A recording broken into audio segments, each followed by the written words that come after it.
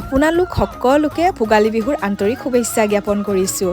আজিৰ ভিডিঅ'টো আৰম্ভ কৰিছোঁ ৰাতিপুৱাৰ ভাত সাজৰ সৈতে, মানে ৰাতি যে বনাই থৈছিলোঁ সেয়া পাহি আঞ্জা ভাতেৰে। আৰু এতিয়া খাই লৈ আমি ফুৰিব বুলি ওলালোঁ, যিহেতু বিহুৰ দিনাখন আমি সকলোৱে তেনেকৈ ফুৰিব ওলাই যাওঁ। এফালে মাহঁতে ওলাই গৈছে, এফালে আকৌ আমি আহিছোঁ। এয়া আমাৰ ইয়াতে হোৱা নতুন ব্ৰিজখনত ফুৰিছোঁ। ভালদৰে ব্ৰিজ খোলা দিয়াৰ পিছততো ফুৰিব আহিব নাপামেই, সেইকাৰণে আজিয়ে আহি লৈছোঁ। ইয়াৰ পিছতে গাঁৱত আহিলোঁ, যিহেতু আমাৰ ইয়াতে আজি খেল ধেমালি প্ৰতিযোগিতা চলি আছে কণ ল'ৰা ছোৱালীবিলাকৰ। ইমানেই বেছি হাল্লা কৰিছোঁ আমি, দেউতাও দিছিলে পিছে নোৱাৰিলে। আৰু এয়া গধূলি চোতালতে একুৰা ডাঙৰকৈ খুৰাই জুই ধৰি লৈছে, আমি ইয়াতে বহি ল'লোঁ। তাৰ পিছতে আমি এয়া ভেলাপুজি জ্বলাব বুলি আহি গ'লোঁ। মাঘ বিহু বুলি ক'লে এইখিনি সময় যে বহুতেই বেছিয়ে ভাল লাগে, চব মানুহে ওলাই আহে ভেলাপুজি জ্বলোৱা চাবলৈ বুলি।